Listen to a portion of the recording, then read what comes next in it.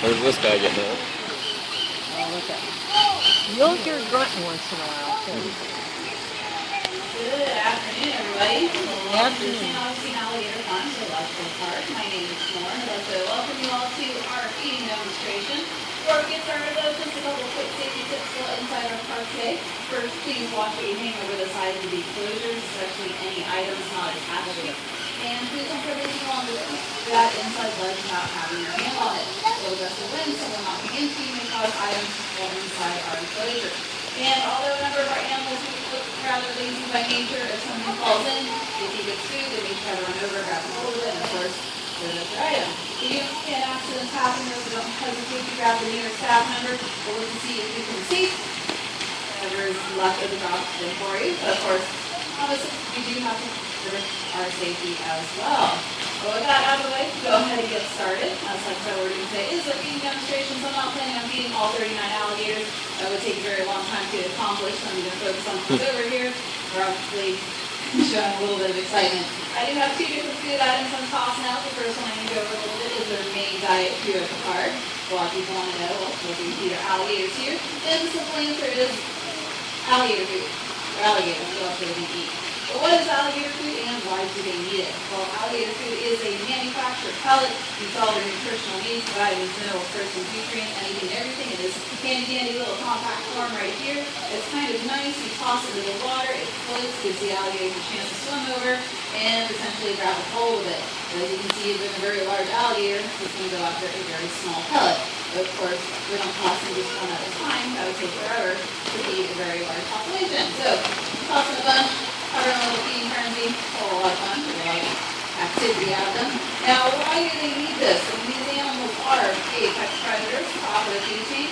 Nothing out there is going to try to take down a 12.5-foot alligator, and so they pretty much eat whatever they want. And that's true. Out in the wild, their diet is small mammals, birds, turtles, fish, crustaceans, even bugs they're going to eat. So they're getting nutrition from all over the place, which works out well for them. They don't have to be picky. But it makes our job more difficult in captivity because you can't feed them just chicken or just grass and expect them to get all the nutrition they need. So a company called Missouri partnered with scientists from all over to help create this pellet, and we can tell they really enjoy it. And of course, again, it does float for a few minutes, so they're able to just grab a hold of as many as they like. If you've been out to our swamp and you're trying to figure out how on earth you feed those hundreds of alligators out there, this is pretty much what we do. We go out with buckets of this stuff, we toss it out, and they go after as much as they want. But of course, feeding demonstrations, pellets only work for so long, can't really burn them out on land, they disappear. So we like to stick with something bigger and brighter for you folks. This is the whole reason why you come here anyway, right? Feeding demonstration. Some mini with some nice, beautiful full of wraps to toss out to them as well. And then it's good for them to get the whole food items from time to time because it's offering up everything this rat has. So not only the fur and the skin or the bones or guts, anything this rat ate, they get as well. And of course, we eventually want to kind of crunch things up from time to time and work those jobs. So we obviously have a couple excited alligators to begin with. Come on over here, Chip, and get it. Come on, Chip. There we go. You can just step on him, it's okay. Now, alligators do have the ability to jump 2/3 of their body length out of water. That big, heavy tail dragging behind them is laterally compressed muscle, so it allows them to swim quickly through the water and jump up high out of the water. Now, this enclosure does prove to have some difficulties from time to time because it is shallow and it's missed by other alligators. But Chip was showing off his ability to just step on everybody else and walk his way up. So, whatever gets you to our rat, I guess. Okay, so right next to him, we actually have our other Chip. Let's see if he wants one as well. Chip. Maybe kind of confusing since you're both sitting here. Chip. Come here. Focus. He's like, oh, there's a rat there. Okay. There you go. So gentle. So gentle. Now, I know it doesn't look like this is a whole lot of food being tossed out to these animals, but being reptiles, they really don't require all that much food. A very large individual here can survive and grow off of 80 to 90 pounds of food a year. That's the equivalent of us eating one sandwich a week. That's all they really require. It's crazy to think that this will last them over a week, but they do just fine. Looking at all of them in here, obviously none of them look like they're wasting away. They're pretty spoiled. Every day it's not myself. So So don't feel bad for the ones that aren't getting food, or if they miss food and somebody else steals it. They all steal from each other, so they seem to get along pretty well. So that's all that matters. We'll toss a few out on land as well, see if there's some movement. As little cherry eye focused over here, so we'll toss some up there. All right, well that was pretty anticlimactic. Usually they jump or something. She had no response whatsoever. But that didn't take long for it to disappear either. Now sometimes you'll see the alligators eating and it kind of looks like they're chewing up their food.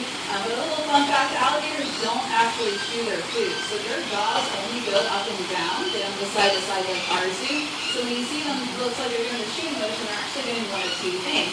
For the smaller ones, they may be kind of crunching up the bones, trying to tenderize it a little bit, and then they're going to take it and toss it towards the back of their mouth using their tongue to kind of manipulate it back there, and that's what gets it down into their stomach. They lack muscles in their throat to help them swallow food, so they do rely on, they do rely on gravity to get the food items. That's why you see that head tilt going back, and that's the food item going down whole into their stomach, and that's where everything then is breaking on down. So over on this side, we have just a bunch of females sitting out right now. So the females are all the smaller ones in this enclosure. They really don't get to be anywhere over 9 feet long. So even though they look very young, they're actually just our females in here. We'll stop growing after a while. We'll see. Perfect little bouncing catch. Nice crunch on top of it. Oh, it's delicious. She's like, yep, I'm good. I'm good. So they do have some really good sensory organs. Actually, all senses are way better than ours. Their eyesight, their hearing, their sense of smell, all of it is really good. And to top it off, they have these extrasensory organs along the bottom of their jawline. It's a little black speck when you see. Those are called ISOs, and they're there to detect the slightest vibration and kind of see things. Now, normally they really are meant to have food come flying up and through the air, but being here, they've learned pretty well that if they see something flying, a lot of times just open up their mouth and it'll bounce on in there for them. So very smart animals. All of them in here do have names as well. You may have heard me call out a couple. Those are their actual names, not little nicknames or anything. So they are very intelligent. They learn quickly, especially when food is involved. Telling them apart, it does take a little bit of time, but when you stare at them every single day, you can start seeing the subtle little differences. But it's always good to know who you have, so you're not spending the whole feeding demonstration feeding the same alligator over and over and over again. Even though they don't require that much food, it doesn't mean they're not going to be little piggies and try to steal every single piece. We have that happen from time to time. Over on the first side, there's an alligator to choose from. We'll call it Murray. He's definitely one of our larger ones in here. On this. Alright, so this is a perfect example of this food. They're not the best predators on land. They have a disadvantage. And the very obvious disadvantage is the fact that their eyes are located on the top half of their head. It works well in the water because they can stay submerged and just prey eye may have a hard time seeing them. But on land, anything that is on the ground, they have a hard time seeing. It's a blind spot. So he's using his other sensory organs, and he'll eventually figure out where it is and grab a hold of it. He's pretty good at not sharing his food with anybody else whatsoever. That's why he's so good, probably. Now, the Alligator Farm itself, we've been around for a really long time. That's a story. We were established way back in 1893, across the street actually where the Anastasia State Park is. Our original location is currently under to be able to find it. We moved over here in the 20s after a whole bunch of serious natural disasters.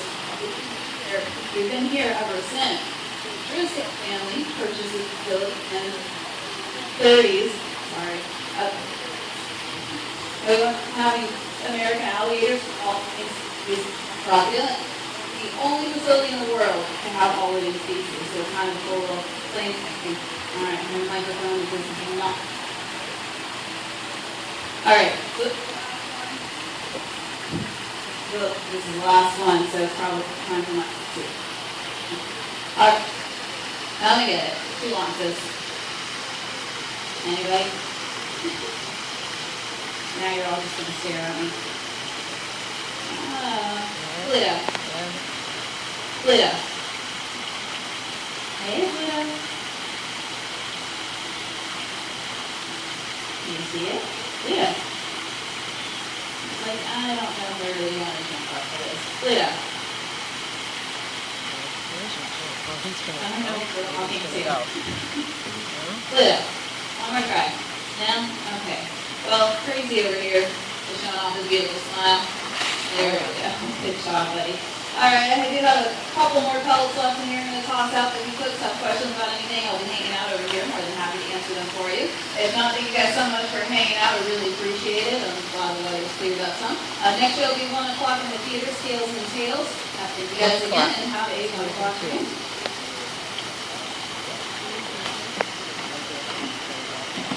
1 o'clock in the theater. 1 o'clock. About it.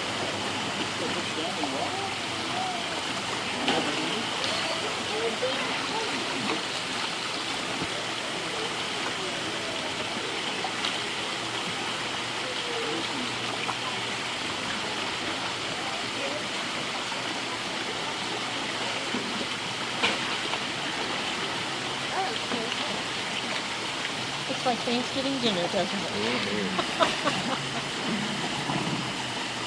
Including everybody jumping on top of everybody. Yeah. Oh, yeah.